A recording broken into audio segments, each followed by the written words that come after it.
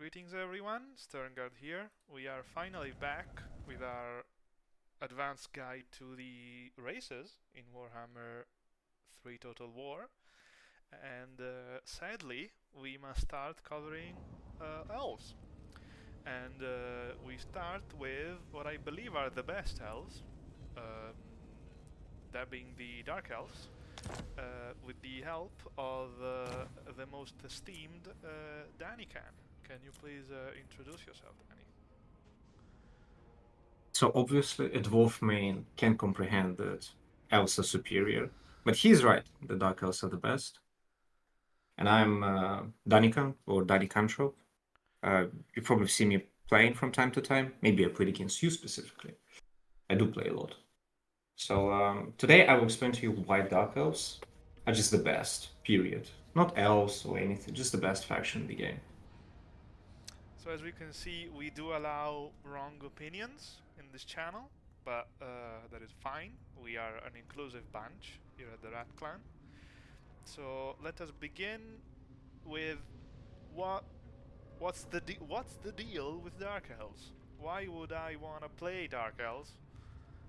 What are their strengths? What are their weaknesses? How would you describe the faction to someone who wants to learn a new race?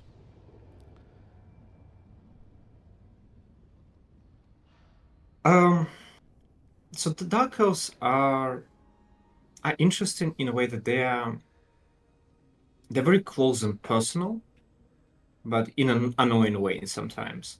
It's a faction about damage. It's mostly a very high damage both ranged and melee roster, and I think this is what keeps them floating in like very solid A tier and being extreme, like generally viable against every single faction in the game. There is no I don't think there is a single unwinnable matchup for Dark Elves nowadays, which is a very rare thing in the Total War Warhammer. The first that come to my mind are probably Tom Kings, which again, there are still some things you can do, and Ogres, who are also like very problematic faction, and Norska is also like a generally Who hard are matchup. also like considered to be at least Ogre Kingdoms and Norska are all in contention for the top like 5 factions in the game in Yeah, so general. I think that's a very good thing about if you want to start with Dark Elves, it's a faction where you probably will never feel frustrated from, oh, my roster just can't deal with it. You probably can. Just sometimes you need to be better than your opponent, which half of the job is done. You're already playing Dark Elves, so you are in some way already You better are than your ethically, opponent. yeah, you are ethically better Yeah. than your opponent. Okay, Yes. so let's begin with Dark Elves are a race about quickly dealing damage, basically. They have. Is that what you meant, or did I misinterpret it somehow? I wouldn't say quickly, but I would say the damage potential. Sometimes it's burst, like with dark shots, with your dark riders crossbows, with your witch elves, with your like Haganeth executioners, even cold ones. Let's say shades, obviously. Those are burst damage tools. Those are units that can dish out a lot uh, of damage in a short time. While you have scourge runners, as an example, who are much more of a long-term value trading tool, as an example. It's just the roster is mostly about damage. It's not about high HP pools. It's not about slow annoying grinds. It's about I get my bloodthirsty eyes on a target and I can kill it. Speaking of You know. Bloodthirst, Dark Elves have this um, unique ability to them, which is murderous prowess, uh, which is a big damage and durability buff. Actually, I hadn't actually read it fully before now, but it helps durability quite a bit as well because of the vigor refresh and the leadership. That Yeah, triggers when? Like, what? Can you please describe this ability and how does a good Murderous player prowess is utilize it? pretty much a faction mechanic. It's your army ability. In comparison with things like, for example, high elven martial prowess or Kislev IRL blood. Dark elven mechanic is not purely just a stat on a unit, like an ability, but you actually have what is it? A A pool condition? on top Or of a pool on top of your screen that you can track. And in a perfect world, you should be playing around this. I'll be honest. Most of the games I don't. It just sometimes it happens when it's right, sometimes it don't. But in a perfect world, the way it's designed, the murderous prowess is you want to kite your opponent while building up for a like massive push, and you want to time your push with murderous prowess pop. because this one To do it, charges up yeah, with enemy deaths. yes, like with the dead models, like specifically dead enemy models, and it scales depending on, I think, only enemies starting army. So you also need to be careful about that. Like if your opponent starts with like a lot of just spam of marauders, you will probably mathematically will need to kill like more models than if it's a marauder champion, mass. But there is still some scaling based on like a unit power and something, so it's not exact. I tried to count it, like to make it like maybe there's a formula or something. I couldn't find it. There's probably some people who did it. Maybe you could ask. But the idea generally is yes, you want to kill as many enemy units before you do your final push. And what ends up happening is that you have your bleak swords as an example. It's a chaff sword and board unit. They have good stats. Like chaff units usually don't have 32 weapon strength. It's like I think it's Orc Boy department. I mean, On top of if I compare it to dwarf warriors, but dwarf warriors are defensive units, so yeah, I wouldn't compare them with these guys.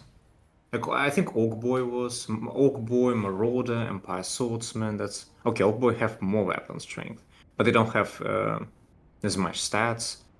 And also Orc Boy ROP, please nerf. I'm indeed, joking, but indeed. No, no, no. Do yes. nerf greenskins. It's fine. Greenskins do have this thing, but just like they have ridiculous stats for no reason, but they suffer with low leadership, low melee attack, melee defense, stuff like that. Bleak swords are more of a just generally good when it comes to stats. And on top of that, silver shields. So about murderous prowess. Your bleak swords, just because of murderous prowess, become a tier 2 unit for 90 seconds. They're 66 leadership, which is just okay. Like it is decent. Ends up being what 81, Yeah. which is elite unit department. Like 81 leadership is an elite unit leadership in this game. And on top of that, you get vigor reduction, Yeah, they get which basically Harganeth yeah, leadership. yeah, and on top of that, you get vigor reduction, which is a very powerful stat. Like refreshing your unit to just fresh, just gives back you so many stats, and leadership included. So, like, I think exhausted unit loses how much? 15, 20% leadership in general? And this Something like happens that. only once in the game? Like It happens only once in the game, however, when you summon your unit, they get murderous prowess proc immediately, which it usually doesn't matter for infantry that much. It just like it means okay when your infantry reaches the front line after it gets summoned with fresh vigor. But it matters a lot for your cavalry, especially units like Dark Riders and Warlocks, which get out of the Vanguard. And Dark Riders, it's your light cavalry option. Like with Murderous Prowess, for example, I think beat Illyrian Reavers, which is probably top tier light cavalry unit, like ignoring Hellstriders, another OP unit plus nerf. Indeed. So Murderous Prowess is a very strong army ability. However, it's easier to use because well you don't control it, but it could be much more effective, I guess, if you could control it in a way. Like, for example, you look at army abilities of, ogres Yeah. or the chaos factions. So just like you press the button, you put it on something, something happens. Murderous prowess is more tricky to plan around, I'd say, but it still remains very strong. There is a reason why people get very scared when they get this massive engagement and then they see the whole Dark Elven army go purple and they're like, oh, there is a reason for that. It's a massive stat boost. Okay, let's begin talking about the roster. So we have Yeah. three. Let's talk about the lords. We have three varieties of. That's not true. We have two varieties of Dreadlord, Yeah. which are the sort of basic combat character. Yeah, Do pretty they much. have something in particular that you usually use them for, or are they just the standard cheap whatever? Unfortunately, Dreadlord with Sword and Shield is a Dreadlord I never used in my life because the only thing that makes her interesting is Hydra Blade. It's which is it's a bad sword of anti-heroes. Hmm. It does cost 200. No, it's 150. 150. Okay, at least it's not more expensive. But yeah, it's a bad anti-hero sword. And ability is decent, so if you put her on a dragon, you pop Hydra Blade, like yes, she gets good weapon strength, but also you can just take Rakath. And he's gonna do so much more to you, and much more consistently. Yeah, Rakath, Sternguard for some reason couldn't take I a mean, free I character. don't touch elves Yes. yet. So, Yeah. so Rakath Unfortunately, is the Dreadlord with Sword and Shield, but better. Is that what you're trying to say to me? um, I think what I'm trying to say exactly is just being on a dragon and popping once per 2 minutes ability, which will give you around like 250 damage, is just not. Is not enough. Okay. It's not enough for me to care. But on the other hand, get a Dreadlord with a crossbow. Now this guy, like, you will see people often disregarding him, and even when they take him, they be like, they try to keep him cheap, like on the Dark Seat on a Pegasus or something. I take the guy on a dragon. I take the guy on a dragon. What's so good about him? So first of all, Volley of Dark Arrows is what Arrows of Kurno are supposed to be, but never will be. It's Because Wood Elves cannot be balanced in any way. yes, exactly. It's a yeah, but it still remains a very strong ability. You usually want to do it either on blobbed up infantry or cavalry, or you want to shoot it when the Dreadlord is parallel to, for example, expensive unit of fight glaives. Like I've seen shots with a volley of dark arrows that just like massacred 60% of a fight glaive unit just from one volley because your opponent wasn't like careful enough or didn't know how this ability works and they just didn't turn around in time. Or, God forbid they were in the box. Like that's the Oh, worst thing that can yeah. happen. Nobody ever picks stuff on the box. Yeah, of course. Yeah. If your opponent is in the box and you are in the range, just immediately drop this and you'll see how funny it is. It's a great ability. For 150, it's guaranteed to pay for itself like 3 times. It's 150 or 200. I don't remember. Yeah, 150. It's like one volley is usually 200 value, 250 sometimes. So you have 3 uses of this. It generates 3 times its cost of value. But it's also still pretty good against single targets. Like I use this guy against Khorne. I use Volley of Dark Arrows consistently against things like Skull Cannons. Like it helps a Yeah, lot. and it's Just also like if you put him on a flying mount, it is a ranged character that is also flying. So he will decide 99% of the yeah, engagements that he takes. yeah. But because like he's on a dragon, what ends up happening is that dragons are still quick. 90 speed is a lot. So you can position yourself all the time with Volley, but he's also a rare example of a shooting character on a monster with armor-piercing missiles. Which I mean, maybe it's not that rare, but No, if no, you it look is. at It is. High Elven, I agree. That High Elven counterpart, I think doesn't have armor piercing. It's the what's it called? The princess. Princess. Yeah, I don't think she has armor piercing, like on a Griffon or something. Yeah, on the Star Dragon she doesn't. So she gets more range. I think she shoots maybe. No, I don't think she even shoots quicker. So here in that regard, your Dreadlord, this crossbow, like you don't think it's a lot of damage, but 40 ammunition and across the battle, he just shoots at everything. And the more elite and like single target, like single entity heavy your opponent goes, the more like valuable those shots will be. Like I had the game against Chaos Dwarfs where he get like 4k value. Just like from flying around, charging sometimes into things, dropping his Walmart, Arrow of Kunos, just shooting the train. Sometimes the enemy lords run away from you, and dragons have an issue following targets, like Valkyr as an example. They kind of get stuck in this charging animation. But if you have a crossbow with armor piercing bolts, what ends up happening is that your lord just shoots them in the ass while they're running away. And like that's good. That's actually That's really good. That is good. Yes. There's not that much to say, but he's also not particularly expensive. Yeah. 220, 2250. In my games, he generally always pays for himself. Like I don't get like 4k value every game, obviously, but 27, 28 doesn't matter if I won the game or lost. This is usually given. I also usually take him as Force Seeker. It's a little bit underrated ability.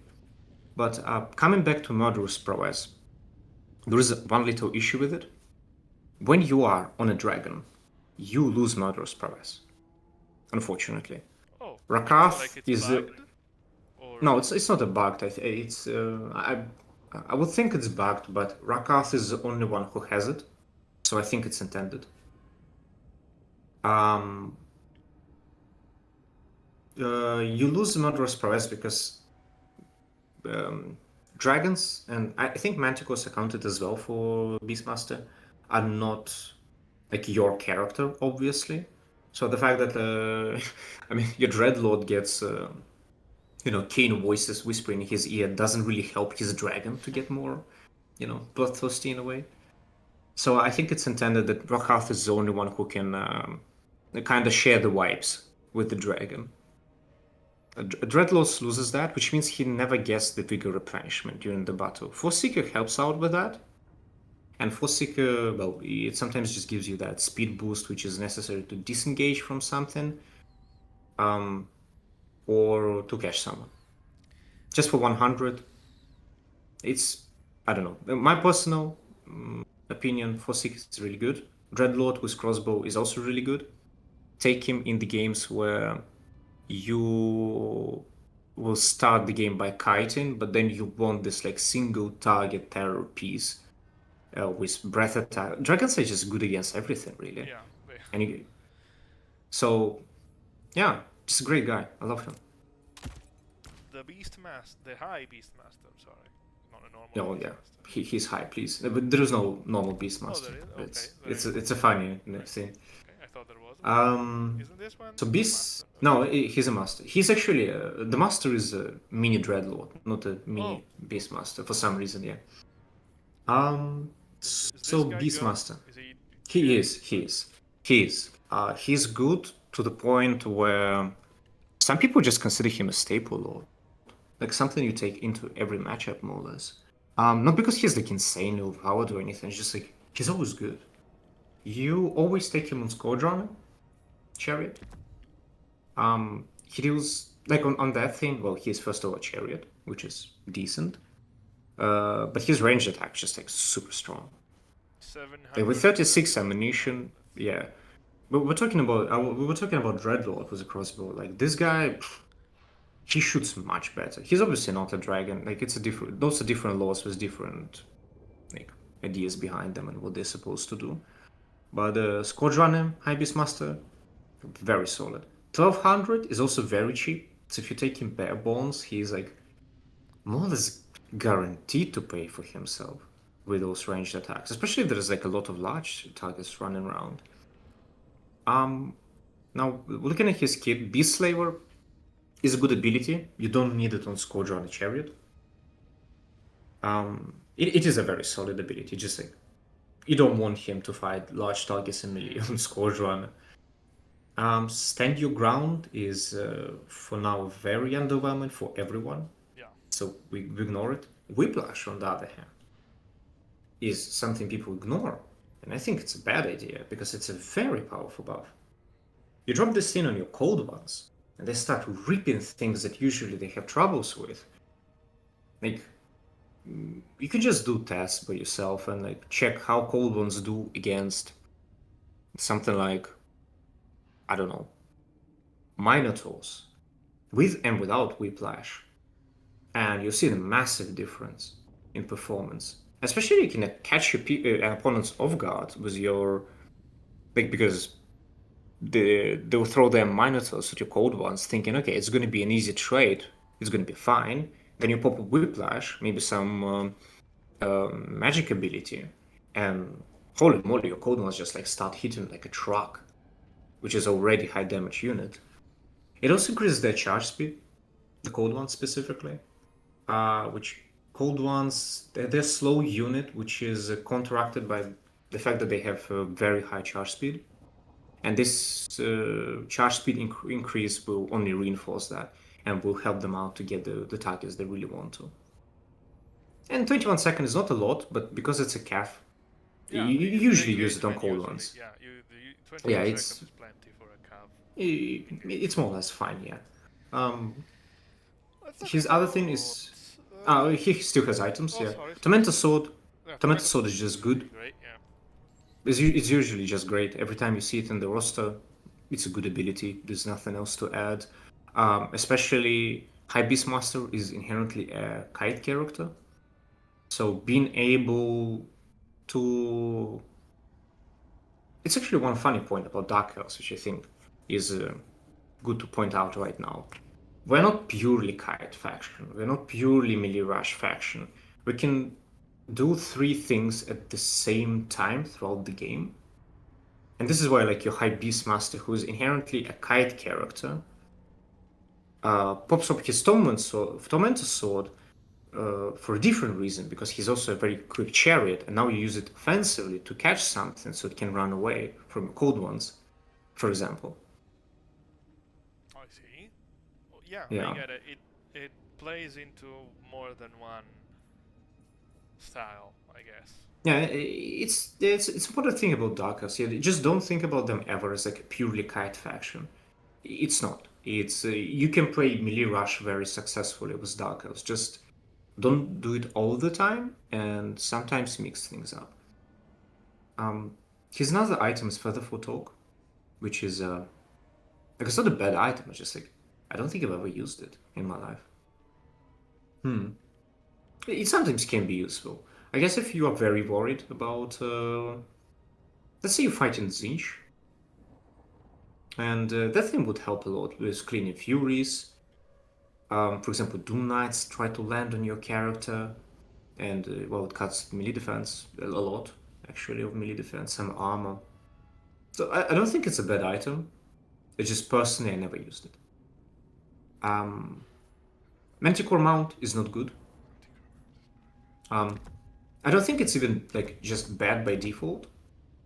I think the problem is if you want a single entity hunter, there are better choices. Yeah, that's better. And on Scourge on a Chariot, he's like extremely good. So it's not really a good trade. You know, losing a Beastmaster and a Scourge Runner to get him on a Manticore, especially if you need to pay more. Let's talk about the guy that people call we have Sigvald at home, you know? Yeah, Sigvald at home. So some people think he's completely useless. I don't agree with that. I think he could be a little bit better. Specifically on his dragon as a food character, I think he's completely fine. But yeah, Lokhir Felhart, probably and objectively the coolest lord in Dark Elven roster. Just He does look really cool. he looks amazing, and his voice lines are just beautiful. He looks very angry, but kind of chill at the same time. He's friendly, maybe in a way. which reinforces his lore. Apparently, his family is the only non-backstabbing family in the Nagaron. It's kind of cute. Oh, that's cute. Yeah. But looking for hard, yes. Looking at his stats, he's kind of bonkers. 60 melee 46 speed, defense, 46 speed, 110 armor. That's pretty good. 110 armor, 450. Like he lacks armor piercing, but I honestly never felt that that's an issue. And when people call him, what is it, a budget Yeah. Sigvold, the funny thing is, if it Sigvold is usually taking bare bones without his any items except the regenerated one. And if you take Lokhir just with his regenerating item and throw him at Sigvold with only his regenerating item, Lokhir, while being 300 cheaper, is actually gonna beat him. So Lokhir is even better in that regard. He doesn't have Silver Shield, unfortunately, but you know, it is what it is. Helm of the Kraken is his only item. It's necessary. Like, if you don't take this on Lokhir, I don't know why you're taking Lokhir. It's an insanely good item. 10 melee defense on already a character that has 60 on foot and I think 50 on a dragon. Can you check it, please, Sternguard? No, it's actually 46. Okay, so it becomes 56 melee defense on dragon character. It's a lot. It's actually like it's really good.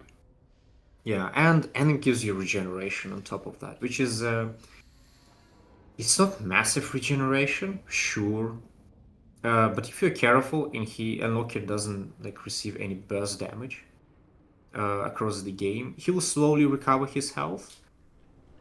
So yeah, Helm of the Kraken must have 100%. He's basically like a duelist and disruption of infantry lord. If he's on foot, yes, he's your disruption foot, but Sigurd at home. He can do characters. He can just like run into I don't know, blob of some infantry, and unless it's a great sword or something, he's probably going to be fine in there. I still wouldn't do that, but you know, you can. It's not the worst thing to happen. His other shtick is Merciless Slaver ability, which is -6 leadership. So, him with Merciless Slaver helps you a lot into low leadership factions like, for example, Greenskins or Skaven. With Skaven, there is unfortunately a problem. They are very good at shutting down a single entity, so Lokhir might be not the best choice, but you can also try, and I do sometimes, and sometimes it works. Merciless Slaver is, well, it's just leadership debuff, really. It's a strong effect. It's always a strong effect, no matter what. There are some units that synergize with this as well in your roster, which is Charybdis. It's a fake Hydra without regeneration, but has Abyssal Howl ability, which is how much? Yeah, -8 leadership, yes. And you have a Bloodwrack Shrine in artillery department. Yeah, so it's Aura of Agony, I think. Yeah, -4 leadership. So with these two units, you can also try to do some interesting combos with leadership bombs. Probably not obvious one, but like demons don't like, really don't like when you cut their leadership, like a lot. So, you know, if you got your Lokhir and you got your Charybdis nearby, that's already -14 leadership, just like from them being around. And then you cast Doom and Darkness, which is -16 more. And some demon units just start crumbling immediately. Yeah. So there is something about that. Dread the Duelist, it's his another ability, the Lokhir. It's low cooldown, huge stat boost, 22 duration is not a lot, but because of the low cooldown and how much stats he gets, and for 100, not necessary, but always good to have. We always like dragons with 80 stats, you know. Yeah. It's beautiful. Force Seeker. Sorry, go ahead. Force Seeker. We already discussed this. I like it. Again, not necessary, but I like it. Deadly Onslaught is underwhelming, generally speaking, for everyone. So I never bother with it. So basically, all of this has the opportunity cost that you don't have a caster and you want a caster. You right? Yes, exactly. That's So true. the caster department are these two, She's I needed. think. This is not a caster, right? Oh, No, that's just the those are same not. to me. Yeah. Okay, sorry. No. So we have the Supreme Sorcerer and the okay. So these names do have sense. Okay, Yes. which are your caster Lord and Hero. Do they have anything particular about them? I guess they are quite fragile but quite cheap, as far as I can see. Like the. They're not cheap, unfortunately. What do you mean they're not cheap? They Like luck. they're no, I think the Supreme Sorceress is alright. It's the problem where you want to put them on Pegasus. See, You this can is compare typical Empire. Elven greed. You Yeah, want yeah, to. come on. You can compare them with Empire caster on a like Well, yeah, Pegasi. It's Empire casters much are cheaper. cheaper. Yeah. Yeah, it's for no reason, and the stat-wise they're the same. They just pay additional, I guess, for murderous prowess or something, which for no reason. Okay, this it's not the unit that gets anything from murderous prowess. She's a combat character only when she's in a manticore or on a dragon, and she doesn't get murderous prowess on those. So they're not cheap. Let's put it this way. But Do you they're take just them? casters. Like, do you ever take the Supreme? Since you like from your description, it doesn't seem at a first glance that you want the Supreme Sorceress a lot. You'd rather have the heroes, or is No. there like Oh no. are there matchups where you want the Supreme Sorceress as a lord? So, yeah, so sometimes you just want Supreme Sorceress on a dragon, and you want your Lord and a caster to be the same thing. So, Why? like, Because they have an item that gives them stuff, or really, it allows you to go wider. Um, like for example, just as an example, I take Supreme Sorceress on a Black Dragon, Lore of Death, controversial statement. Usually, you have this myth in a community how that if you brave of take you? Okay. a big target, like you have a Dragon Lord, you obviously need 100% healing, otherwise the game doesn't work. So you obviously need to take Dark Magic and a Soul Stealer if you get your Supreme Sorceress on a Dragon. I don't think it's true. But yeah, coming back to like when you want Supreme Sorcerer, it's just yeah, you want to go wider. For example, you don't need any particular lord, no fighter, nothing. You just want to go as wide as possible against, as an example, Beastman. I have Lord of Shadows caster, Lord, just Melkorth, just Horse, um, Just like yeah, this. Darksteed. You forgot the horse, and I think I take Smoke and Mirrors as well, the passive. Yeah, and well, you got your Lord and your magic covered for 850, and now you can go max out on whatever you need to. Sometimes just in some matchups, bringing big, large targets, especially expensive ones like dragons, is just not what you need. You just want to cover much more space than as much space as you can. This is where you take your Supreme Sorceress, yeah, on a Dark Steed. If you take you on a dragon, it's more of a middle ground between I don't want to pay for a caster. I also don't need I don't need Dreadlord with his crossbow here. I don't need I don't know Lokhir with his leadership bombs. Or I just really need the additional Dark Rider in my starting army for some reason. You just take a Supreme Sorceress on a dragon with whatever lore of magic you want. She gets Opal Amulet, which is a really good ability.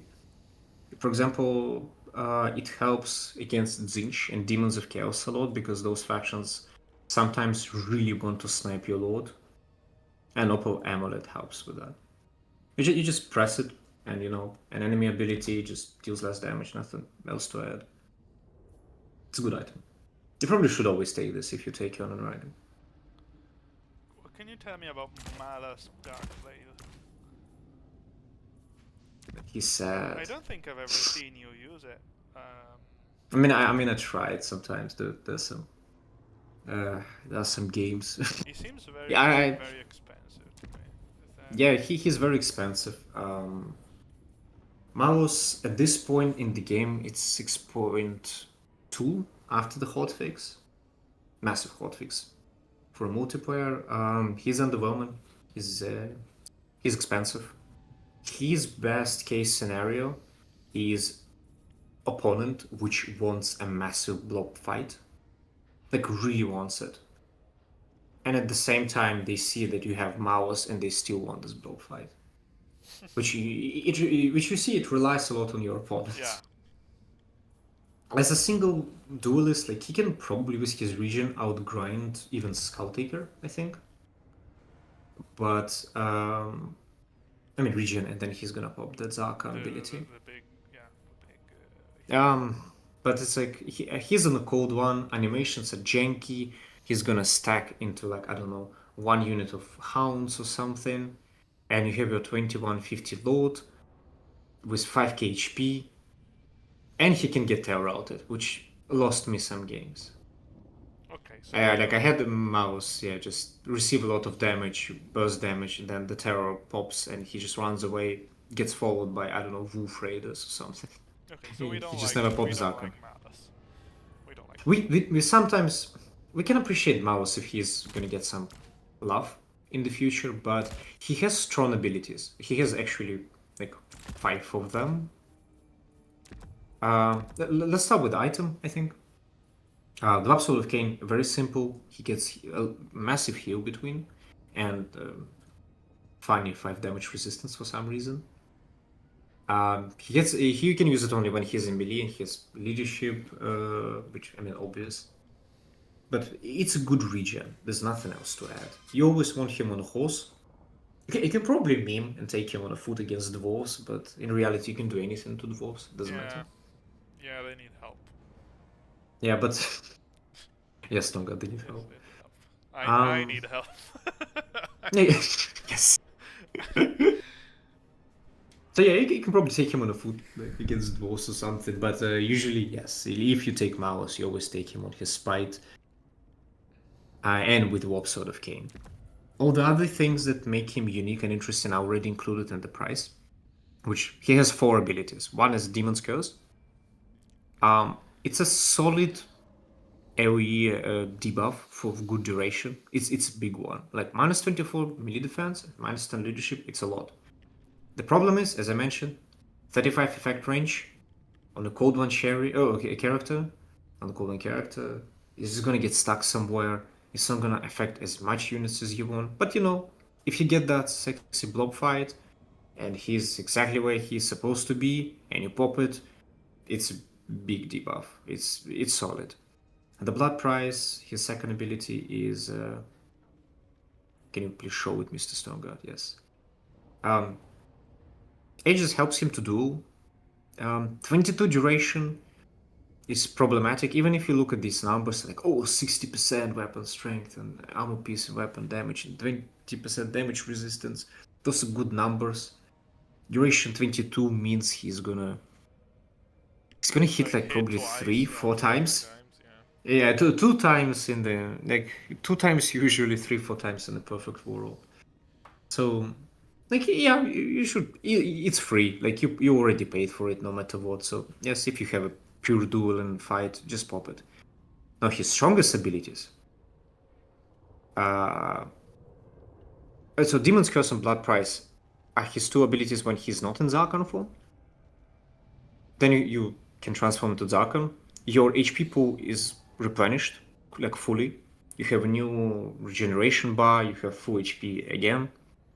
But you also replace your Demon's Curse and Blood Price with 2 other abilities, which unfortunately we can't see right now.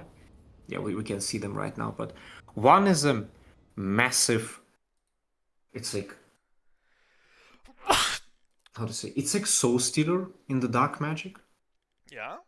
So something like that, but I think it deals more damage. It's still like a 35 range ability, and it also heals Mouse.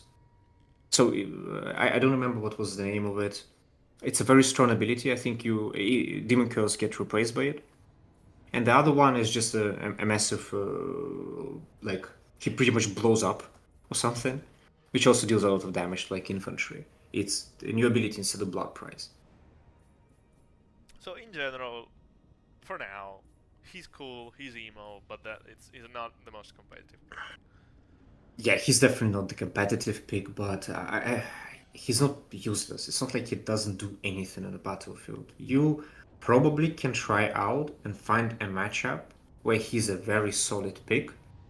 Maybe Chaos Dwarfs, because he's a very powerful diving lord.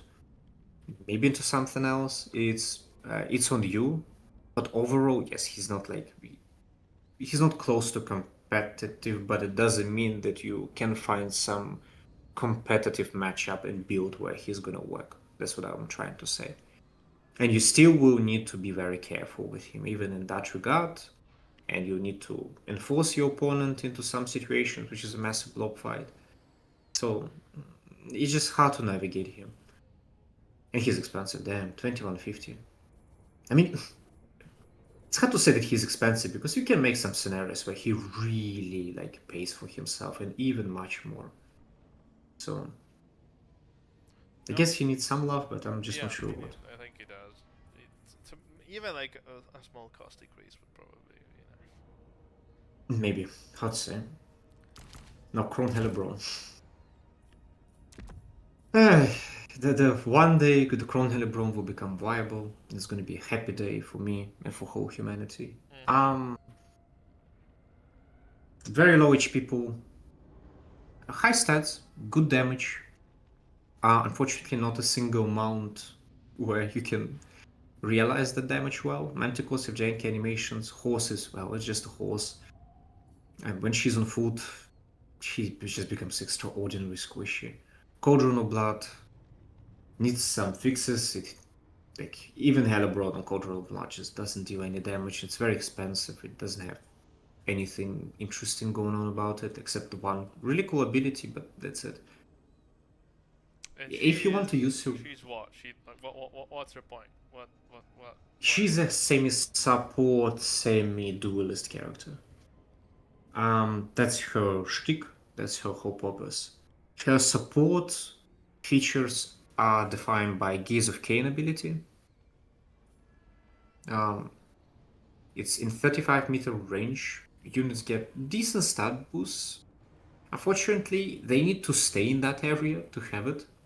So, if you want an engagement and you push or your enemy retreats, you lose all the bonuses. It's only 35 effect range, 35 meters effect range. Duration is okayish. It's like, ugh, okay. It's not the worst ability ever in the game. Like, if you take Hellebron, you should always take Gaze of Cain, otherwise, like, what's the point? Her other interesting support thing is Amulet to Dark Fire. It's your item, which gives spell resistance 20%. I think it's the only way to get any spell resistance as a like aura or something, Dark Elf roster. Unfortunately, for 200, only and 35 35 effect meters, range. yeah. Yeah, it doesn't cut it, unfortunately. Crossblade is probably the worst Mortis engine in the game I've seen. Like, barely any damage with some weird conditions like affect units if losing melee combat. Affect enemies only in 35 effect range. It goes for duration of 10 and then has a cooldown. It's a weird one. It's a really weird one. So Blood Frenzy. we Blood Frenzy. Okay, Witch Brew is also something I would like you to talk about.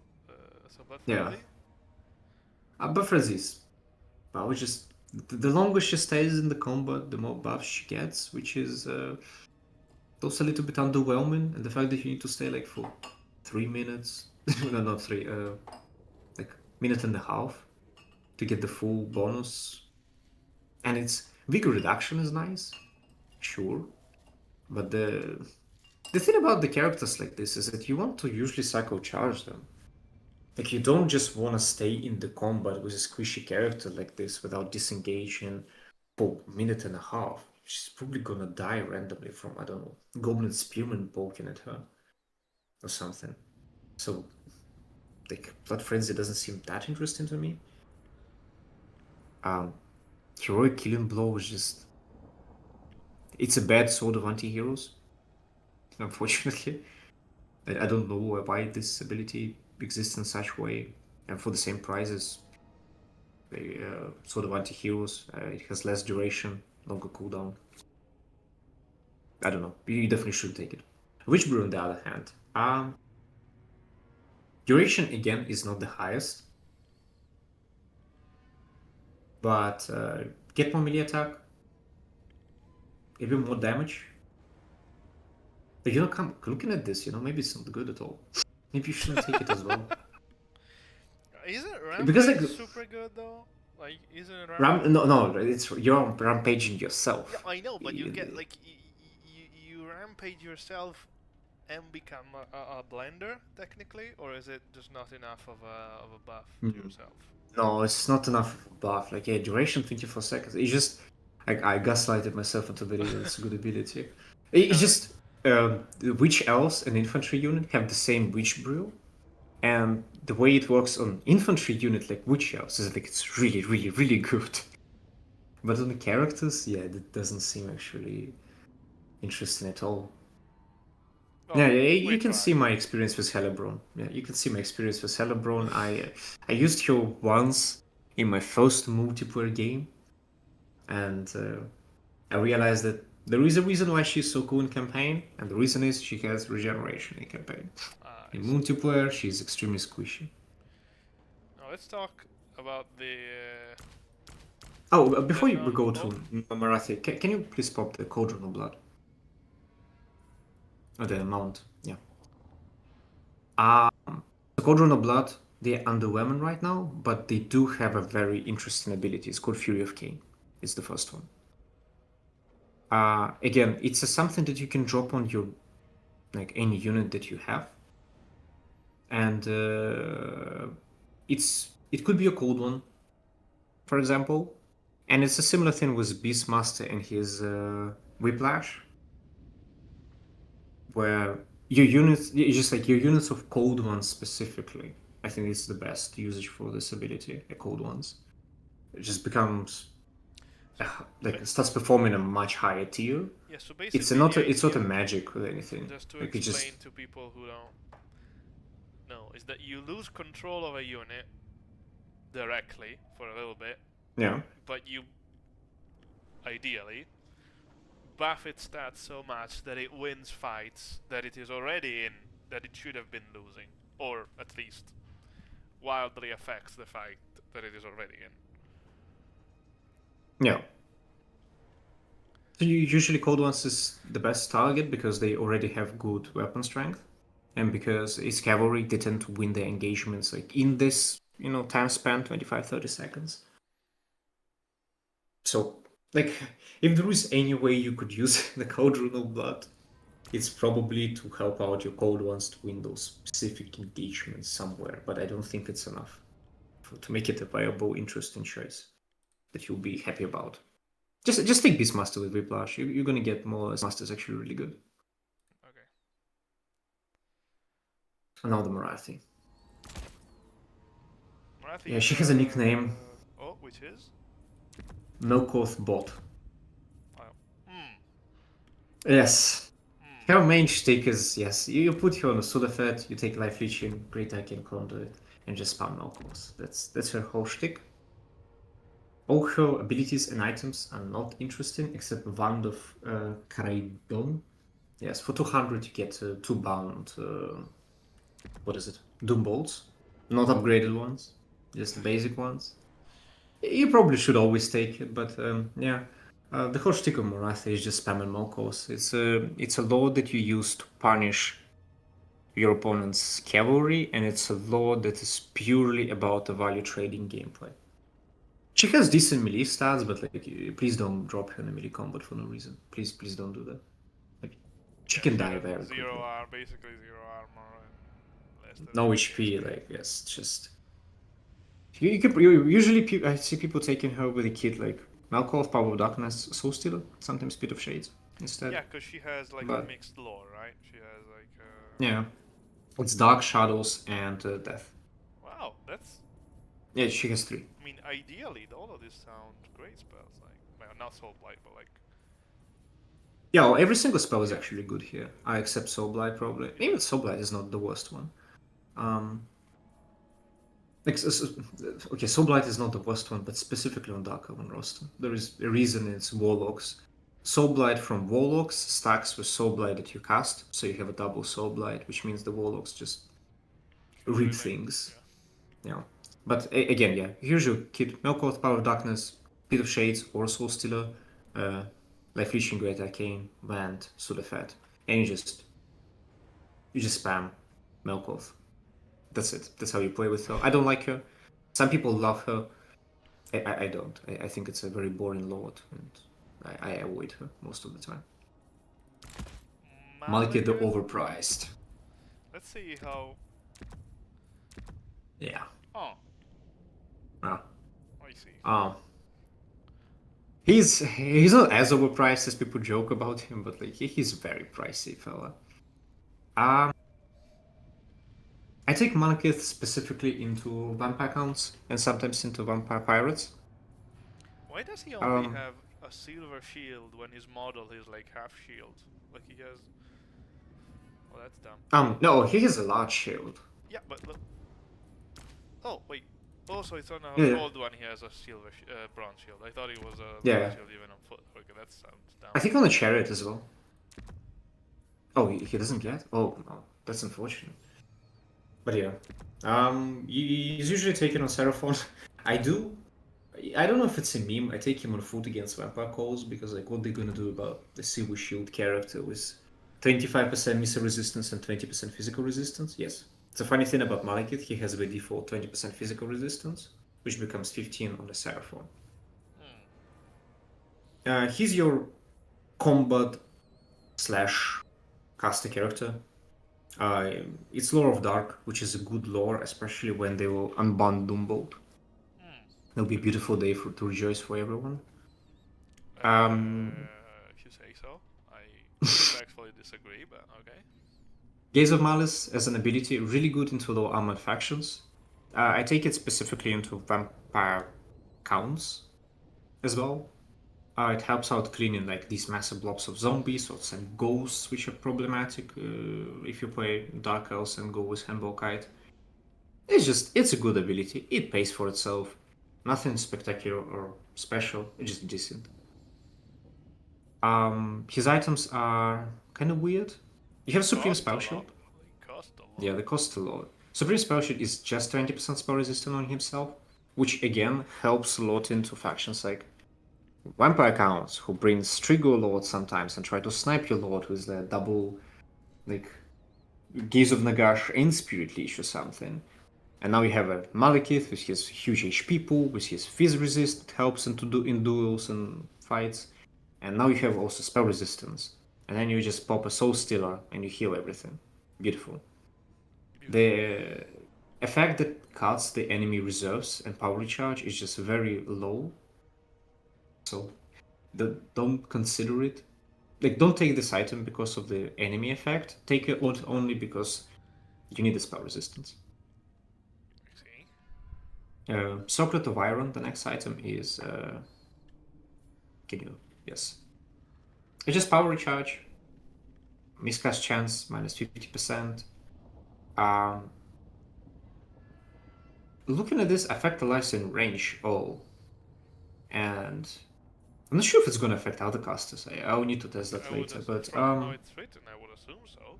But yeah, it's kind of just I don't think I've ever hit another caster with Malekith. He's pretty expensive. It's just power recharge. It's nothing really good, so I would probably avoid it. You have Power of Darkness for power recharge and generating winds as a spell. You don't need Circlet of Iron already, which is for 200, just not a good item, I think. And Destroyer, which is. It has a potential to be such a cool item because it's one of those rare instances where you can cut someone's spell resistance, which could be really good into Dwarves, which could be really good into Khorne. But because it's conditional and you can't control it, not really at least, Destroyer still remains to be an unpicked item. If they would make it as something like an ability that you can just pop at your desire, then I think it would be really cool. But for now, yeah, like you need to constantly check, oh, did it apply at those, corn gores so I can finally drop my blade wind or something. And it's annoying, again, 200 for it, already on expensive load. I avoid it personally. But if you want to use it, obviously, you bring it against faction, they have spell resistance. Like the Wolves of Corn. Can spell resistance go below 0? To like No, spell no, vulnerability or no. something? Okay, never mind. No, there's not. Nothing like this. Sternguard avoided Rakath because he didn't No, because you told me it was bother. like the. Okay, fair enough. Rakath, I can click he's it, a. therefore he doesn't Uh, exist. I will say, I'll just put it this way. Rakath is Beastmaster plus, but I take him specifically either on Scourge Runner against Slanesh, because he has an ability that allows you to stop rampage on your units. Or I take him on a dragon into factions like Britannia, because Rakath is your supreme single entity monster hunter. He will kill Luan Leoncore, and it's not even funny. He will probably outdo any flying lord in the game with all his abilities. Just ignore Whip of Agony. Everything else he has is very solid and very strong. And as I was saying, he's the only Dark Elven character that gets murderous prowess on a dragon. So Rakath is solid, niche, but very solid when you know when to use him. Okay, so now let's move That's on to the heroes. We've talked about the sorceress already, kinda. yeah, So we have the Death Hag, the Knight Assassin, and the Master. The and a Master master. is, as far as I'm aware, just a combat man, right? He's just your anti-large Right. anti-large hunter, but he's very expensive for that job, and he doesn't hit even as close as you would want him. Sometimes I take him on a Dark Pegasus into Zinch and Demons of Chaos, just because you just want some air presence. But all his abilities are whatever, he's overpriced. Uh, can't bother with him right now, unfortunately. Assassins are great, on the other hand. They have 50 ammunition. If those guys shoot the whole game, just bare bones assassin shooting their crossbow all game, they sometimes like pay for themselves 3 times. Like I've seen some interesting situations. They also have Vanguard, Stalk. They get you this early game capture point. Their items are like Web of Shadows is super good. It's a you pretty much apply Spirit Leech to everything in effect range with also a speed debuff. It punishes blobs a lot, also cuts speed, just a very solid ability. Black Dragon Egg is not as good, but it's easy to make it pay for itself. You know, if you know that you need to deal with the like armored frontline, like Grand Cathay, for example, you have 2 assassins, both of them pop the Black Dragon Egg. I think it's gonna cut like half HP of Jade Warrior. So I don't think it's the worst ability ever, but the main kit that Knight Assassin is usually taken is Web of Shadows and sometimes Assassin's Trophy to, you know, help, for example, your Flying Lord win a duel in the air or something. Just a very solid kill. Nothing else to add. Black Lotus and Dark Venom, unfortunately, are not impactful, so we will ignore them.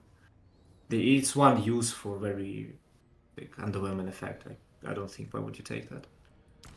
How about the Hag? She's just bad assassin without crossbow, without anything. Her main shtick is supposed to be that you can take your Cauldron of Blood, but because Cauldron of Blood is underwhelming, she's also she doesn't see any play.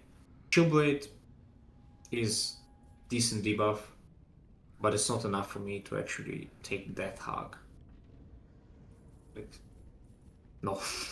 Like, if she would be useful on a Cauldron of Blood, and then I would be like, on top of that I can take Shieldblade, then yeah, we can talk about that. But until Cauldron of Blood is bad, she's gonna be bad as well. Let's talk about Dark Elf Infantry. My favorite part, surprisingly. Bleak Swords, Dread Spears. I don't know if Let's I start assume with. these are like the main, like This is your zero armor. chaff. Yeah. Yeah, this is your chaff. Bleak Swords is like one of the best chaff sword and bolt infantry in the game. They decisively, I mean, okay, not decisively, but like very favorably, let's say, win against things like Marauders.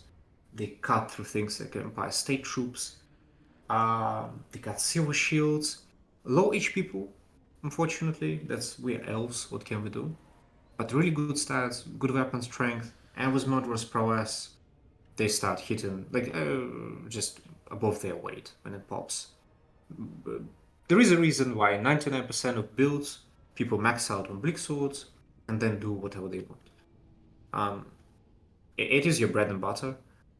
You know, people will tell you that like, oh, it's Cold War Knights that are OP in this roster. It's Scourge-Runners. It's like, I don't know, Dark Shards for some reason. There is a reason why Nerf Bleak Swords. Dark Elves I had get it. Okay. A-tier faction, very solid one. Bleak Swords play important role in this. Just having cheap infantry chaff that wins every engagement against other infantry chaff is really good. Drespi, on the other hand, is it's a overpriced Empire State Trooper Spearman. You take them sometimes because, well, you can have only 5 Bleak Swords and you just want to have as much as Silver Shielded infantry on the field. For example, against Vampire Coast. But you just want more width and you take Dread Spears. As a Spearman, they're okay. Good leadership because of murderous prowess and by default.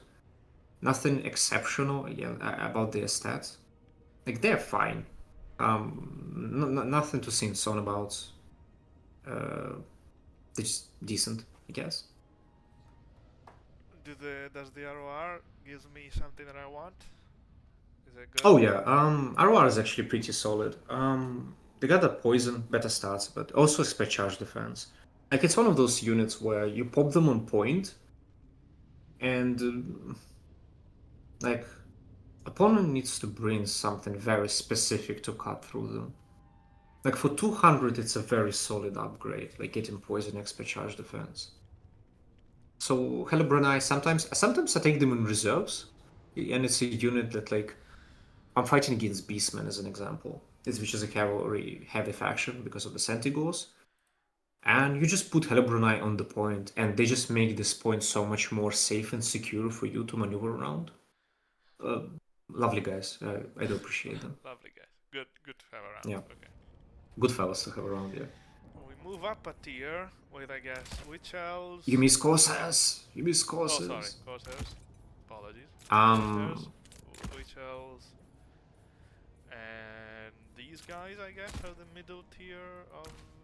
Yeah, I guess in mid tier though. Sister of Slaughter, I think, are considered more of an elite unit. We never see them. I think 1K bracket. Yeah, 1K bracket is where you become elite, like Zargard and stuff.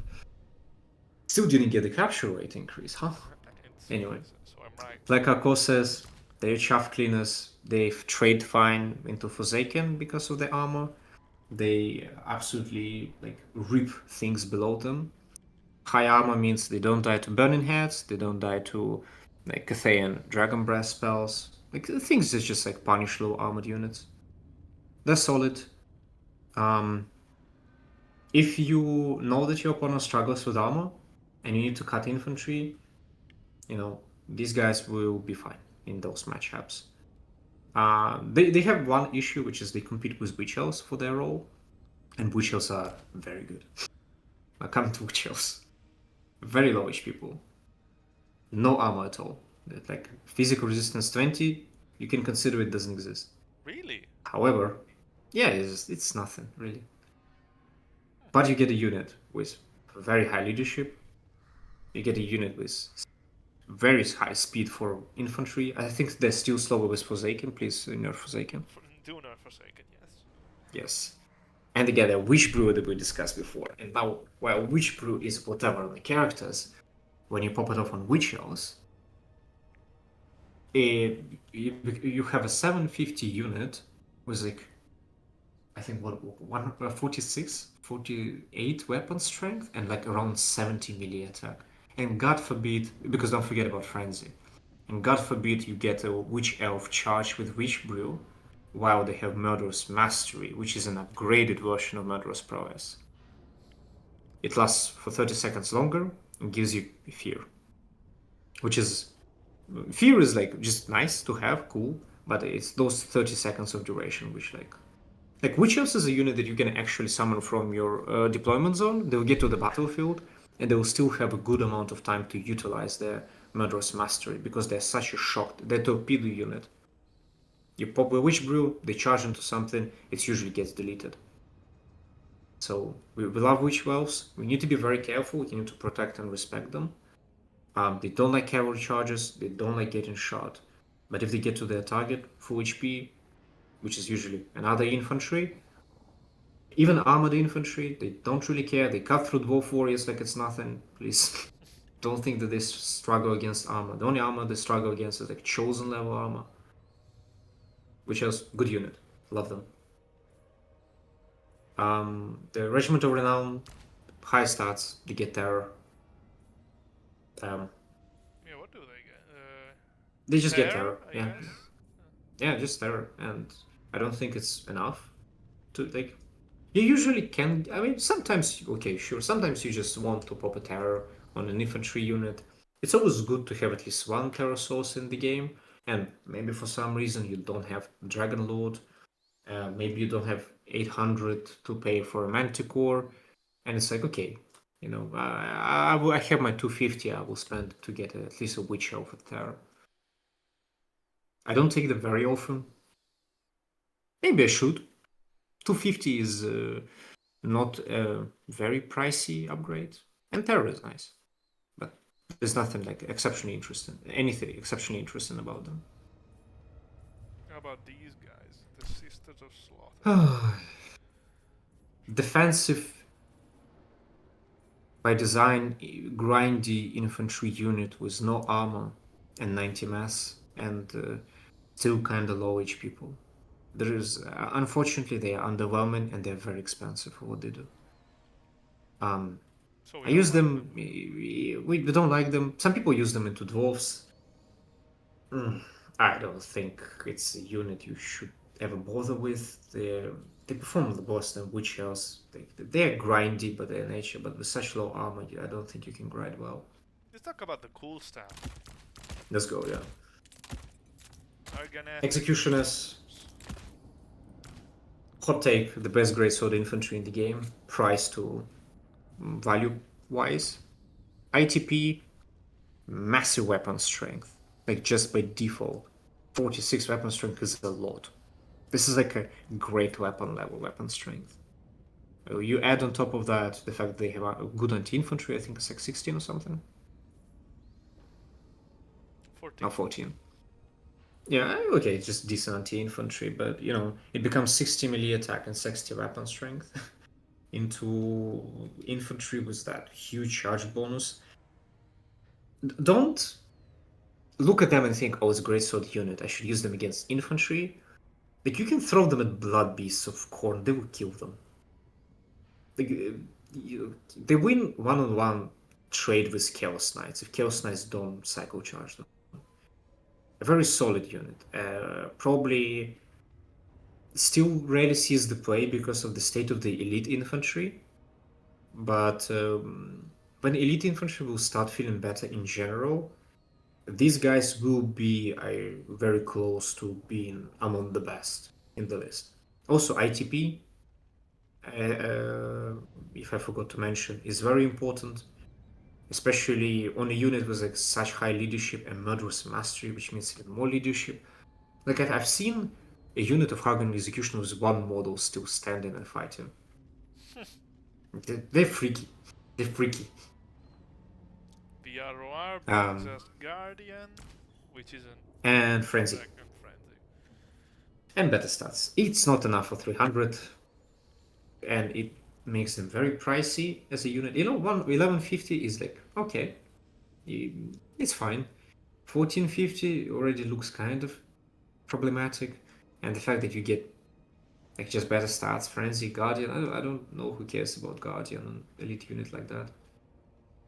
Like it's all thematic and cool, but the real reason why you would like even think about this, do I want to pay 300 for better stats and frenzy? And the answer is probably not. But it's still hard execution. A very solid unit, just punch much harder. Nothing to add really. Blackguard, hold like chads. You put them on point. Getting rid of them for opponent is very hard without missiles or anything. Again, 3k HP pool for elves. 9k is a lot for elves. I don't think there is a single elven unit with an HP pool like that, like an infantry unit. Good stats, ITP, again murderous mastery, high weapon strength. Unfortunately, I think they are overpriced because you have a unit like Phoenix Guard, for example, for high elves, who are, well, generally speaking, kind of better, and they cost the same. So, but Blackguard, like, if they would be a little bit cheaper, I think we would see them much more often. As a unit on their own, they're not bad at all. I see. Well, so basically, like the same problems as most Elite infantry in the game, infantry, yeah. Yeah, but if you put them on the point, they will like anchor it. Like it's we were talking about Hellebron, the Regiment of Renowned Spearmen. Yeah. It's the same concept, but Blackguard can also like just kill infantry as well. Just like stat wise, for the you for example put a spawn of Zinch on top of Forsaken, and it's a blob that very usually hard to crack in melee. Blackguard can do it on their own. Like Forsaken on top, Spawn on top of Forsaken, which is, I think, around, what is it, 1800 value piece. And Blackguard for their 1300 can do it on their own. They can just crack it. So it's the problem with the unit, it's price and the state of elite infantry, but not its stats. As a stat wise, very solid. Got it. The ranged compartment of Dark Elves. Let's start with the Dark Shards, which I think are basically like these are the same unit, right? They just one of Yeah, them yeah, has Malus. shields and therefore is defended more. Mm-hmm. Which is like that's it. Like it's an AP crossbow. That does It's that an have AP anything crossbow. particular like? Not that much to say. It's just it's your close and personal, but not like full melee like horn style of Dark Elves. It's pretty much representing dark shots. You have your ranged unit is low range, massive damage, AP, silver shield, so you can get close and look at the opponent when you're looking at when you're shooting at them, and don't get damaged. They're just good. There's nothing else to add really. Both options. Sometimes you don't need shields. Sometimes you need shields. That's it. Both fins Shield have high breaker. range. Neat. Yeah, and shield breaker. So it's a good upgrade for 250 in my opinion. Like I take them sometimes. Does Dark Elf often go like mass, like Dark shot. yeah, like something like this? And Um, Probably some players. Me personally don't. Dark shots is a. I like to have. I like either having two of them and like two, three. This is my number of dark shots that I usually bring. I don't bring them in every matchup, but also generally speaking, you kinda can. It's just not my play style. I okay, don't like stationary shooting, that's but it's not because dark fair. shots are bad. That's I hate you. I'm sorry, I missed the dwarf. Yeah, we don't like stationary shooting, but it's not because dark shots are bad. It's just I don't like it. It's my personal choice. Oh, like we Uh have a variant of Corsairs and Shades now. So the variant of yeah. Corsairs, let's get them out of the way first. Are they like the same thing? Um, Like what's the difference? Do they they're Corsair, but they lose melee attack and lose anti-infantry, but they get crossbows. But that's the only non-AP shooting unit in the Dark Elven roster, except Kenneth Assassin as well. But like actual unit, not a hero Mhm. entity or something. Um, if your opponent is susceptible to kiting and doesn't usually bring a lot of armored stuff, great fellas. Hard to put them everywhere. By the way, we're discussing domination specifically. I Yeah, like we when are. I've heard that in them battles they are taken much more often. In Domination, yeah, you usually take them to kite factions like Nogo or Vampire Counts, stuff like that. Me personally, I use them only against Vampire Counts. I don't want to get armor checked by Nogo randomly. I'm honest. They're solid. They are just solid, really. Oh, yeah, also into Noska. People take them into Noska and me as well sometimes. Armor helps them to run away from units like Furies, or not get killed by Furies. They can probably beat them back with somehow, quite easily. 40 speed is good for infantry. Very, They're yes. just they're solid. They just like sometimes you rarely need a particularly this type of unit. Shades. Shades, invisible dark shards, loose shields, um, much higher damage output, like specifically per minute. They shoot faster. I think that's the main shtick in comparison with dark shards. But they have the Not same. the un. Is it the same weapon? No, they do more damage than okay. So they. Well, it's not exactly. They do a little bit more damage, but the main thing is they shoot faster. That's why missile Okay. strength represents the damage per minute, I think, or second, something. I don't know what it represents, but yeah, the reload time is included in the number. Um, it's really that's it. They have stock, they have vanguard deployment. It's one of those units that like you sometimes help one in the reinforcing army. The only case where I have like 4 of them is into dwarves because they help me to secure points in the mid and late game. I don't see any reason to take 951 and 1101.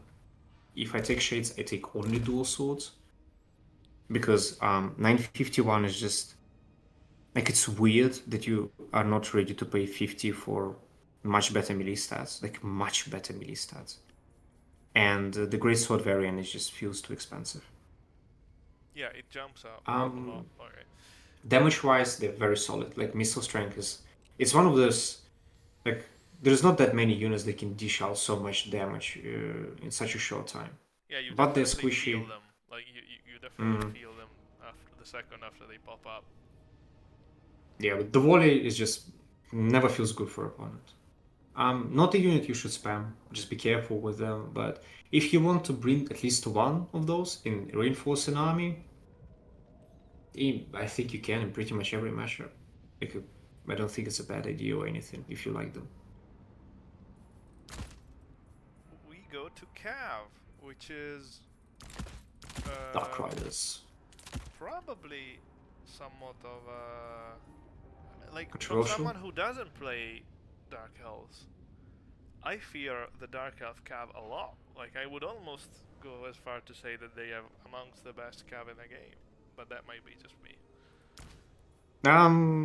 I think it's Like a very Darksiders are strong super card annoying. selection. Like Dark Riders are super annoying. Cold ones are like really really good. Let's say it's extremely solid. Okay, let's go for very solid Cav selection. Dark Riders are just your cheap light cavalry. They're not the best one, they're not the worst one. There's not that much to add. You take these guys to secure quickly points, to quickly reach enemy archer line, to be annoying, to support your cold ones. Shields is just 50 gold you have spare. You pay and get more melee defense than bronze shields. Not that much to say about them. They're just They're quick. decent Yeah, they're quick. for their job, yeah. With murderous prowess, they start definitely hitting much harder than they should, so keep that in mind. And they have Vanguard, which is quite good. Yeah, the cold ones, the main abuser of everyone. Cold ones are good. Cold One Dread Knights, and the other one Dread Knights. Yeah, cold ones are just great. Since the models got changed, they don't blow up on each other and they can utilize that really good weapon strength with bonus versus large. High armor, decent HP pool, cause fear, and we still have murderous prowess. The cold one knights are better than lizardmen cold ones. Like that's something we tested with my another clan mate, and well, Sternguard as well, clan mate, South Shaftesbury, and cold one knights are just like one-on-one a better unit than the lizardmen variant, like by 15-20% better, more or less. They tend to uptrade into most cavalry, like elite ones, like Grail Knights, things like that. Skull Crushers, Rob Knights, they are very cheap for what they do. 1150, 11 what? 1050 for a unit like that is. You can objectively argue that they should be more expensive, but I would disagree with you, obviously. Good point. Good point. They are the They reason should why though, but Empire. they should. But Maybe it might be in another world. Yeah, Empire is a horrible, like Dark Elves are a horrible matchup for the Empire. I think specifically because of that unit. because the Because cold ones no matter what, dominate the mobility game, basically. more or less, like if you want to win them, you either uh, catch them with Searing Dooms while you holding them with your cheap cavalry, or you need to summon Demigris, which again, throwing Demigris at Golden Knights, a much more expensive unit, doesn't feel great. Like the Demigris don't really enjoy that fight. But if you want to win it, that's like your only option as an Empire, yeah. Without magic, obviously. Dread Knights, in comparison with Cold War Knights, are underwhelming. They lose the bonus for sludge. Yeah, can you Sternguard put the Sorry, Dread Knights? I was listening to. Yeah, they just have better stats at everything, except they lose a little bit of a charge bonus and they lose their bonus versus large. They're supposed to be more generalist, universal guy, with the high HP, higher armor, high melee defense, high melee attack, overall high weapon strength, but not against large targets. I think they either need a little bit of a buff right now or price reduction. They got hit with 50 gold increase since the hotfix for no reason. Gold ones deserved it. Okay, Dread Knights not so much. It's not a bad unit per se. It's a unit that many rosters would absolutely love to have. But just because you have Cold War Knights here, Dread Knights are kind of overshadowed.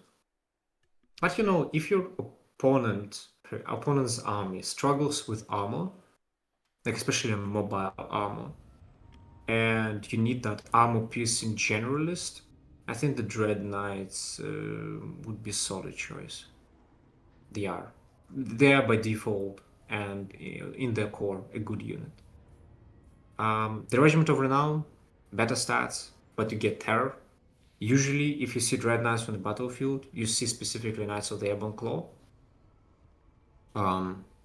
They're just, well, they get terror and they get murderous mastering instead of murderous prowess. I forgot about that. They're just good. Like, I think if you want Dread Knights, you usually just take Knights of the You take Airborne one Claw. of these, Yeah. Plus, they look really cool. They are. Right? Like And then, oh yeah, absolutely, like gorgeous. Both Cold War Knights and Knights in Dread Knights are just like pure metal. Now we have this strange Doomfire return Wolves. of a unit that I still like. I've been playing this game for years and I still have no clue what the fuck this unit is. What does it do? What's its point? Why does it It's your extremely quick, like low armor destroyer. It's Doomfire Warlocks are tricky, but like people sometimes disrespect them, which is a bad idea. They're very solid. They have big weapon strength for 60 model light cavalry unit, I'd say, especially with frenzy. Charge bonus a little bit underwhelming, kind of low melee defense and leadership, but the main shtick is that it's your damage dealing cavalry that can actually kill things, but it's also very quick because cold ones, as much as they're amazing, they do suffer from 66 speed. And if you play against, for example, Wood Elves, you get one Melkoth, and your 66 speed becomes like 57. Then you get some random poison, and oops, your Cold War Knights are 50 already. And then one random Dryad with unlimited mass just randomly interrupts them, and the unit just gets stuck into everything. Doomfire Warlocks, even though they're a much squishier one, because of their high speed, just like can get to targets very quickly. And if this target is low armored, it's probably not going to survive the encounter with Warlocks. Like I've seen these guys like just charge into Berserkers, like and just delete them. The Marauder Berserkers from Noska. The damage is there. Their main shtick is Vanguard deployment and bound spells. Soulblight stacks very well with the fact there's a Doombolt, yes. It's not as scoreable as Doombolt, but yeah. If you have 8 Doomfire Warlocks, I really recommend just like spamming Doombolts at your opponent so they go insane from the sounds. It helps a lot your win rate. It's just less a Doombolt, like nothing At the really Rat add. Clan, we do not condone Danican's opinions. We Thank you. So, Soulblight stacks very well with poison. yeah, makes Because sense. you got damage reduction, 2 damage reductions on a unit that already has 40% physical resistance, which is okay, it's noticeable. 40% is noticeable in comparison with 20. And in these short spawns of time, which is 20 seconds, they can just like trade into Wild Riders, for example, like very efficiently, and even win engagements with them. Their main issue, very squishy. 40% physical resistance doesn't help you against everything, and low HP pool with no armor. It's problematic, but it's a unit that you see constantly in play against Wood Elves. You see 1 or 2 in reserve, right? More or less all the time. Like you don't have to, but it's good to. You can. You probably should. Sometimes it's just nice to have something quick that can get to the fight. Right here, right now, drop it Soulblight, apply poison everywhere. It's a good unit. We love them. The ranged Cav, one of the most annoying units in the game. We start with the FN, what are they called? The Dark Riders with repeater crossbows. Yeah, it's a And dark shot on horses. no, just to know, we go even more annoying as we go, right? So that's good. It's good to know that this is what else value, just being annoying. Go ahead, Yeah, do talk about repeater crossbow. it's dark shots on horses. Nothing else to add. They're good. Having 2-3 in your reinforcing army, just quickly summon them to deal with the specific targets, like either some infantry or some monsters. Good damage. They're quick. The range kind of low, but it is what it is. You pay for a good damage though. How about We the? love them. We Yeah, I know you love them. The Raven Heralds are a flying um, variant. yes, they're flying variant, very good damage because their flying and flying shooting units are very problematic in this game. Raven Heralds by default are problematic. Um, yeah, I don't think there is a point where you can say anything bad about them. Like, yes, they're squishy. They're even squishier than basic Dark Riders. Lower model means that like if something shoots at them, models start falling. Efficiency of a unit also drastically decreases as well. But they have a good damage. They're flying. They're good. Love them. Absolutely adore them into vampire counts. Like one Raven Herald can like kill 2 Mortis engines by itself. It's just Intense. Yeah, they also do damage really quickly, by the way. So yeah, yeah. now we have the chariots. Codon Chariots, horrible. Okay, fuck off. Okay, let's talk about They're these ones. Squadron Chariots is the bane of existence for everyone.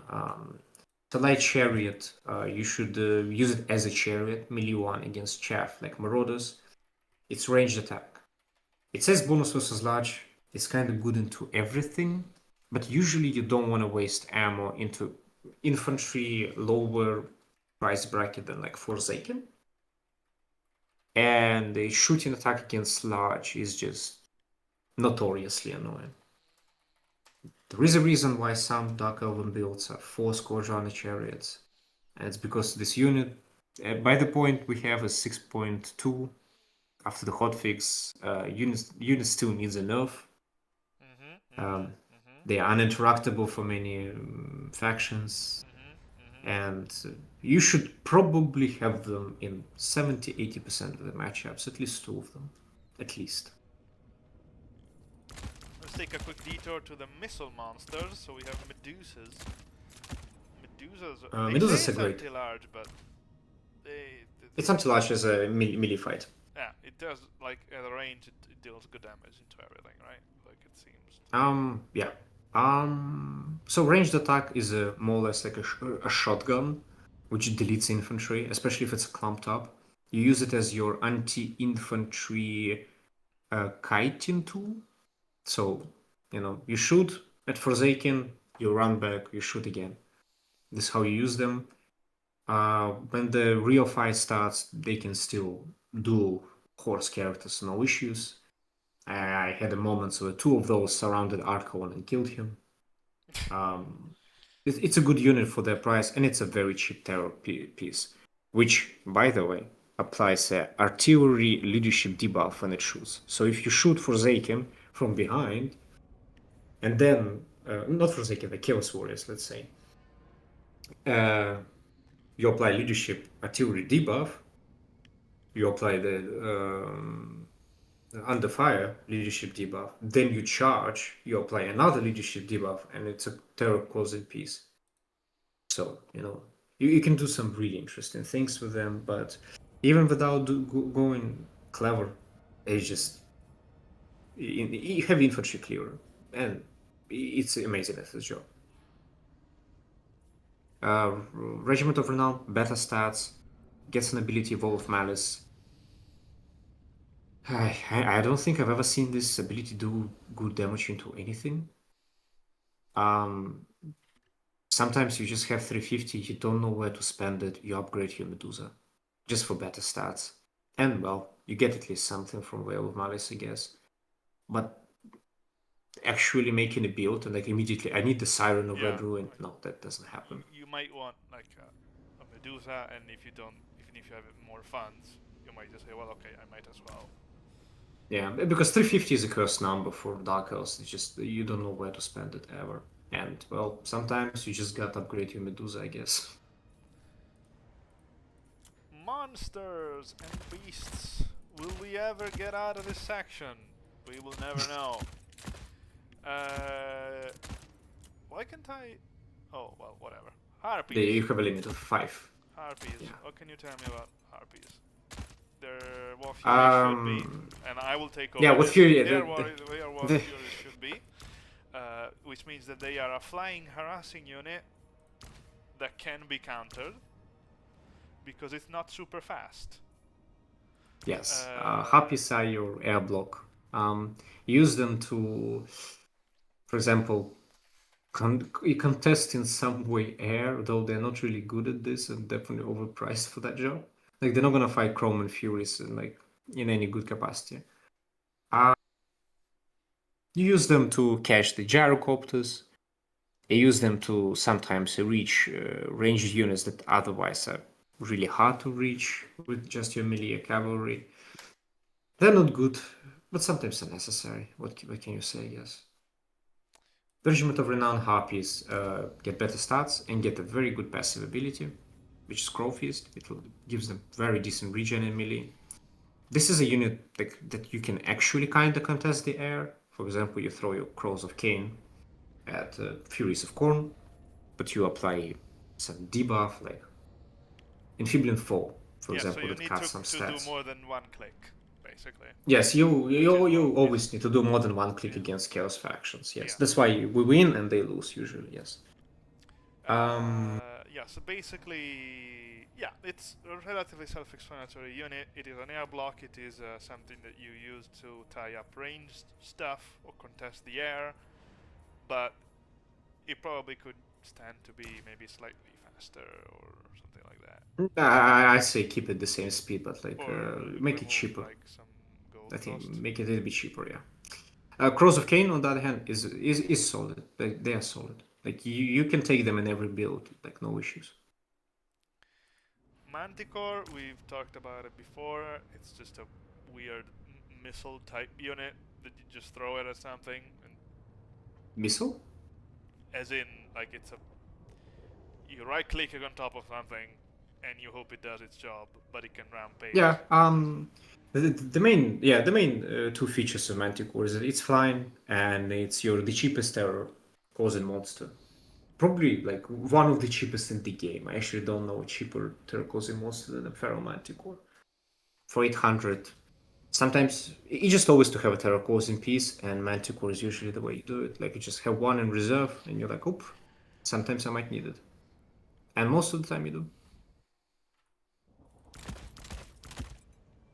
War Hydra. War Hydra. Murderous. War Hydra, a tanky disruption piece, slow but very unkillable. Usually, the way people remove Hydra is by scaring it. I mean, not really scaring, but it just drops to minus in the leadership, and then it gets followed by, I don't know, 3 Lyrian Reavers or something. But killing it is just like when your opponent shoots at War Hydra, it's good for you because they're wasting their ammo. Hydra is nearly unkillable. Damage-wise, it deals barely any. Fiery Breath is a good ability. It can dish out a good damage, especially like if you shoot it like a Dragon Breath parallel to the enemy infantry unit. But because of its condition, which is Hydra needs to be out of melee, and it's ground monster with 46 speed, you rarely have a good like opportunity to do so. Do you want to take them? Sometimes they're good into greenskins as like a disruption piece that like eats all the arrows and everything. They're decent into factions like Cathay, because Cathay has a hard time even with cannons killing them. They're decent into Empire as a disruption piece again that can eat all the arrow shots, no issues. But generally speaking, yeah, as long as they have this stupid condition on their breath attacks, I don't think Hydras will see a lot of play. Regiment of Renown is the same thing, but it applies Frostbite on its attacks and breath. I don't. Those are good like conditions, Frostbite, but you already don't want to pay a lot for Hydra because it's not gonna pay for itself ever. And now with Show of Sontar, it's probably not gonna pay for itself ever at all. But the Frostbite is good. Charybdis, it's your single entity duelist. Still has large HP pool, missile resistance 35 as Hydra, but no regen. What it gets for that is poison, huge bonus versus large. Like it can, like if it gets a fight one-on-one as a big monster, Charybdis will either uptrade or win. And Abyssal Hole is a strong -8 leadership debuff in 55 meter radius. Do you need them? Unfortunately, don't. As Dark Elves, you have I've really never good. actually seen either the Charybdis or the normal Black Dragon just standing around Yeah. like a character. Charybdis unfortunately does the job, which is just not an issue for Dark Elves. Like if you need to kill something large, the question is how many Scourge Runners or Dark Riders or Dark Shards do you need for that? And the answer is probably, well, not that much. And Charybdis with its 46 speed, it can't even do its job well. It can't even like start doing it properly, even though the stats are there. Dragon is overpriced, unfortunately. It's still a dragon. It's good, but if you want a dragon, if you want a dragon, put your lord on a dragon. Why you need a second dragon? I don't know. I've seen some funny builds, but I don't think that were actually ever like good, decent, or anything. Artillery. Ripple Ball Throwers, not good artillery piece, but sometimes necessary. Single shot rounds. You usually 90% cases use a single shot round. It can win some artillery duels because Ripple Ball Throwers have. So the same for high Elven ones between. They have kind of chunky HP wise models, I think, and they're also kind of small. So just because of this, like purely mechanical thing, not because of the stats, they win some artillery duels. But they're still not amazing by any chance. Sometimes you simply need them. This is your best way to kill Shapti Great Balls. This is your best way to kill Lead Belchers. This is your best way to... I mean, okay, not the best way, but one of the ways you can kill a Flame Cannon. when it comes to dwarves. But sometimes you just need them. What can I say? Yeah, I think that's the main thing. They're not great, but you just need them. That's what Yeah. the Bloodwrack Bloodwrack Shrine, a unit that I really want to be in game right now, but it doesn't exist. The problem is it's still a Medusa with amazing missile attack. It has very strong passive auras, but is bugged by this point where we're recording the video. When it gets into melee, most of its shots do no damage. And it's supposed to be the whole point of the Bloodwrack Shrine because it's fire whilst moving. And it's a huge model that stands on top of a shrine. So she's supposed to get into melee, apply all like very strong buffs and debuffs, Aura of Order and Agony, while also shooting with missiles, with this shotgun missile strength, like high missile strength attack. But because of the bug, well, it just can't do its job. Nothing really to add. Can you use it right now? Yes, but you will probably miss out on its main shtick, which is shooting in melee while applying the passives. I believe we are So, finally done with the roster. yes, we are. So let's quickly talk about the maps. Are there specific kinds of maps that Dark Elves like or don't like? Or Depends. Yeah, we are very universal, not universal, but like we're a diverse faction, but we also play differently against, like in different moves, we play very differently. Um, we are fighting against Slanesh as an example. Okay, we want a map with a home point. We want a map with as less trees as possible. We want a map with, as less hills as possible. We want a map where we can have our skirmish. We can comfortably go shoot at Slanesh. It can't hide from us. It can't run away. It can't close the distance without some damage. But then the situation is completely reversed when we go and fight against Empire, where now against Empire, with all the long rifles and all of that, and artillery, we want the map with as much force as possible because now we are the faction that's going to melee rush. And that's the thing you'll see with Dark Elves. Is like sometimes you play like Chaos into your opponents. Sometimes you play like Empire into Chaos. Sometimes you do something in between. In some cases, you can do both. You play against Empire on an open map, get a sorcerer with Fireball to make sure that you can snipe the artillery piece, get some bow throwers, get a massive box of dark shots like dread spears and crossbows, and just starts this slowly advancing your opponent with a melee infantry that will upgrade into everything, with crossbows that will, with their silver shields, again win every ranged shootout, and your cavalry that wins enemy cavalry. But you will play exactly like an empire in that whole scenario. so it's not about the map per se, or rather, you have stuff to do on every kind of map. It's just some maps might be more conducive to one type of matchup and strategy than Yeah. another. Mm-hmm. Exactly. Yeah. Let's finish up with watching the replay you have provided, which is Dark Elves versus Slanesh. Can you tell me a little bit about this matchup? Yeah. Like in I general, think what I are you played thinking it.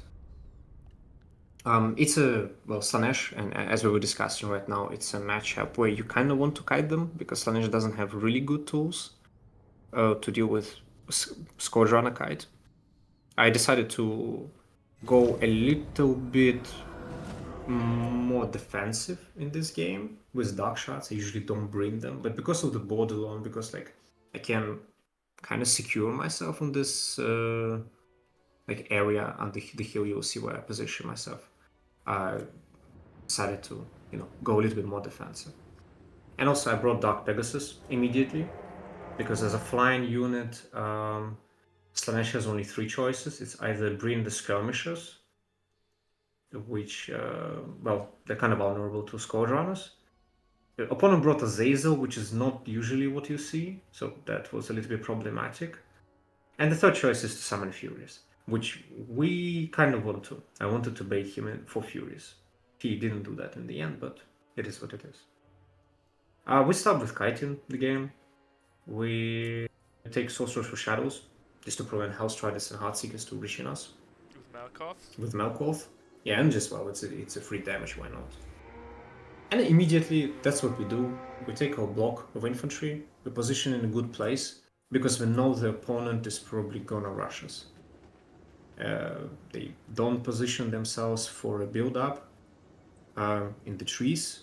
If they just want to stand in there and give up point 2 and allow us to shoot them for free, we are, absolutely happy to do that. Try to space out Azazel a little. Opponent does a flank with Seekers, which is probably a good idea. I am aware there. He casts Paween on Raven Heralds. Yes. And this is where, like, I was saying about Rakat, he has an ability that prevents the rampage. He dropped it immediately. So, if you play Slanesh into Dark Elves... I see. This is bad then. Okay. Yeah. Raven Heralds get the damage, Melkoth, and we're preparing. Just Bleak Swords are waiting, Dark Shots in good position. Right now what we want is just to dish out as much damage as we can, or bait opponent into unfavorable fight for them in my reinforcement zone. Is the purpose of this core to just disrupt his build-up as much as possible so that he needs to come at you quick? More or less, but Scoundrels are just good into everything that can... I mean, everything except armored infantry. But even then, like, as we were saying, the armored infantry for Slanesh starts from Forsaken, which is like 850 or 825 or something, which they're still a good target, but for ranged attack. Marauders can be just more or less farmed with a, well, chariot action, really. The squadrons are really solid choice. I usually bring like 3, but here I wanted more Dark Shots, I wanted some Raven Heralds, some interesting move on my side with Sorceress. That was obviously planned. Of course, to disrupt the infantry charge. I mean, I know, it's good. Yep. And but this time, yeah, we're just waiting for them. Right now, Nash needs to fight near my reinforcement dome. Get their cav already damaged. Big swords trade fine and win against all the Marauders, so I'm fine with that, especially with Dark Shot support. Probably could have positioned myself a little bit better. Fight. This sounds like really bad, like for your opponent. I mean, like he's got the damage hearts. Yeah, it's the thing where it's like he needed you to don't want to fight. Yeah. Yeah, you don't want to fight Dark Elves in the reinforcement zone. You don't want to do it generally, but against Dark Elves specifically, it's even worse. Because the second murderous prowess pops, all my units will get out immediately with it, which means all my units for 90 seconds will fight like 1 tier higher. And you don't want that. That was a little bit micro blunder. But yeah, as you can see, Blixos just do fine against all the chaff. And your thought process now is that you need to not die, and that's it? Like you more or less, yeah. Just try to snipe and kill as much as possible of his key units, like Seekers, Fiends. I mean, Fiends is something I'm mostly worried about. I know that my infantry will win, and if I survive for long enough for his infantry to crumble, I'll just have a lot of infantry walking around, preventing opponent from maneuvering comfortably, and under Dark Shot fire, it's not that much that you can do really as much. It's a good map for Dark Elves, exactly for that reason. Gives us defensive point where we can run away, but it also, like, if opponent doesn't decide to go for like just building up in the trees, Dark Elves just have a very free time with like all this open area to maneuver and do whatever they want. Since you were, we could say you were the defender in this game. Yeah. I see a lot of people like try to position themselves here, because you can. Yeah, I don't like those trees. you position yourself above. It wasn't about points. I like this place because yes, it like lets your point one to be open, to be taken, but I'm also kiting. Like points is not something I care about Slanesh. I don't really win because I just like held my points for a specific amount of time. Slanesh against Dark Elves is a matchup more about army wipe, if anything. Like sometimes people just like generally speaking tap out, or me or my opponent before it's like minute 7 because it's more or less clear, unless they do a very heavy builder, you know. It just points is not something I care about. Points is more of a I took point 2, haha. Now I'm in advantage, but we both really understand that the game is about army wipe at this point. So you positioned yourself here because you could fight better, not because of the My duck shots can shoot. Yeah. Just my duck shots have easier time shooting. That's really the only reason. If you would play this matchup and position yourself at different side, I don't think it's a mistake. It's just, I guess, my personal preference in that regard. But yeah, usually on this map, the defensive position, if you're trying to win on 2 points, is somewhere in between 1 and 2. So what we the game seems to be already somewhat over. Yeah. Because the plan was executed very well, as in we baited the opponent in to a fight where he wasn't really very prepared for. Yep. And that it was closer to where we can reinforce with our, on average, better units than he can. When his units are just trickling in, while we have more stuff and it compounds itself again and again and again. This was achieved through the chariots and whatever they call these guys, the flying dark riders. Raven Heralds. I think. Ancient Order. Yeah. And apparently, I think your opponent's kind of gonna be bloodthirsty.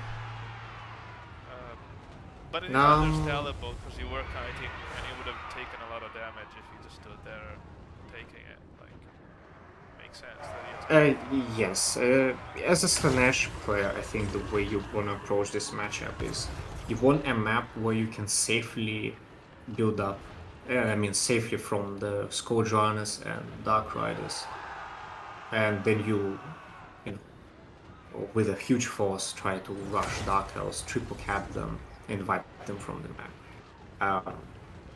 Here, he decided to go for immediate rush. Keep take. It didn't work because, well, Dark Elves are probably one of the strongest factions on their reinforcement zone. And the plan succeeded. Yeah. So some Slanesh horsemen, Puris, Azazel, I think, is gonna die soon. The most important part is, Infantry Corps was pretty much untouched. All the Dark Shirts are operating fully, and at this point, it's just another Witch Elf to the point, or another Cold One to the point, depends what they need. You have killed an enemy, Lord. Unending glory is yours. Well, that was definitely informative. Do you have any closing remarks? Shoutouts, weird, like, last-minute lessons you want to impart on the scam? Shout out to the lifetime. If the viewer who is watching this is not in our Discord channel, online very often. If they want more like help with Dark Elves, I'm always ready to help, clan member or not, really. But you do get more really matches cool on Tinder if you become a RAP member. Yes, that's true. Yeah, also like more money just in general, and I think we have a medical insurance or something. We do have the best and most handsome doctors. That's true. Yes. Thank you very much, Danny. And also Dark Elves are the best. They are not. They are definitely not. Yeah. So yeah, see you next time, guys.